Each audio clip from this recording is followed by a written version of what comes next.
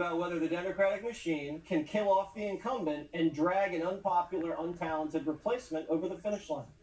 That's what it is. How close is this thing going to be? Trump's exactly right. She doesn't know what she's talking about. That's why she's their nominee. They like it that way. Do you?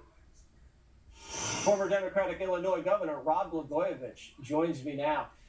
So they got Biden, who escaped the White House, continues to humiliate his understudy. Now they took his phone, they took his laptop. Do you think there's going to be another blow up before Tuesday? You know, Jesse, it's too bad Biden votes in Delaware, not in Pennsylvania, because that would be another vote for Trump.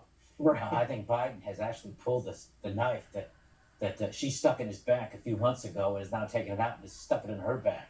This is payback, what he's doing. I know he's infirm and he's not the guy he used to be, but calling the American people garbage, that was no mistake. And doing it on the eve of the election the way he did, stepping on her message at her big event, this was purposeful.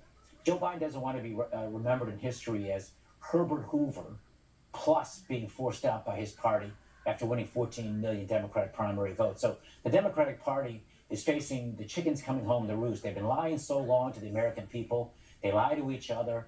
She was working behind the scenes to get him out so she can get his spot. And now he's doing it to her. And these lies have come home. And I think, hopefully, God willing, we won't need Biden's vote in Pennsylvania. Trump will win it anyway. The language that they're using. I mean, they've been calling Trump Hitler for 4 years. And then Trump says anything and they go, oh my God, this guy, he's going to. Trump should be allowed to say whatever the hell he wants at this point after what they've said about him and done to him. We've seen a lot of this trash talk over the last couple of days, no pun intended. Is this what this election is about, just trash talk? Well, when you have a record like they have a record, so they can't run on it. And so they got to come up with something else. So they throw all kinds of things at us, including garbage and trash talk. She has no economic plan. She really has no understanding of how the economy works. She has no understanding, really, about how government works. She's a propped-up candidate who's always sort of been pushed along by the establishment, and then she's given talking points by the political consultants. When she's asked questions, she can't answer. She has no depth of knowledge and no really understanding of history. So Trump is running against the currents that are against the Democrats. 79% of the American people think we're going in the wrong direction, and rightfully so. The cost of groceries are way high, gasoline's high, and this isn't just happening today. It's been happening for the last several years. And of course, most importantly, our country's not safe because she was in charge of the border. Something like 20 million people had crashed into our country illegally. She can't answer that, so they have to do what they do, call him all kinds of names, and lie and lie and lie because that's what they do. But it's catching up to him. I truly believe the American people. It does look like it's catching up to him because they have Biden on the loose, and now Obama's guys are threatening Joe. He's not going to have a library if he keeps up the stupid talk. At what point does Barack Obama take any ownership of this? They cooed the guy. He's still alive. He's making everyone's life miserable. I mean, what more can they do?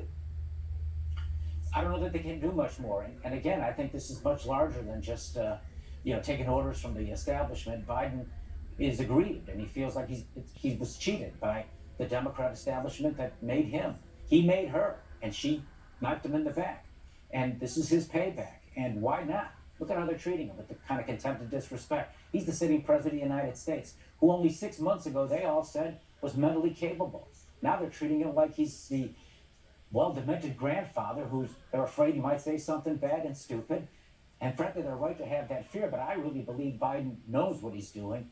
And I think that comment about garbage and some of the other things he's been saying, I think they've been targeted, they've been timed, and I think they've been very effective to put a monkey wrench into the Harris campaign. He's cagier than he looks and appears to be. We'll see how it all sly old fox. That's right.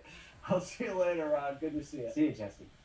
Fox News contributor Charlie Hurt is here now. Charlie, so I think Kamala dumped Walz, and now she's cutting ads with Shapiro in Pennsylvania. Have you ever seen that before? No, I've never seen that before, and I do think that there has to be tremendous regret, but she has to realize she picked wrong. Yeah.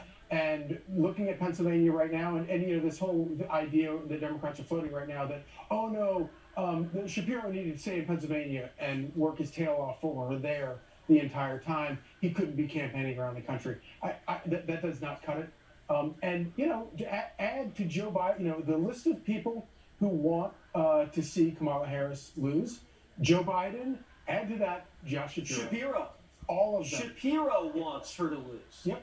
Because he wants to be teed up for Open. 2020. And, we were always wondering, where'd Gavin Newsom go? Right. He's like the most effective surrogate for Joe Biden. He was saying Joe Biden was like a 30-year-old before he got whacked. Yeah, it's like a coalition of Newsom, Shapiro, and Gretchen Whitmer. Right. They're all, they're at the casino, they're blowing They're all their voting dice. Trump. They're all voting Trump.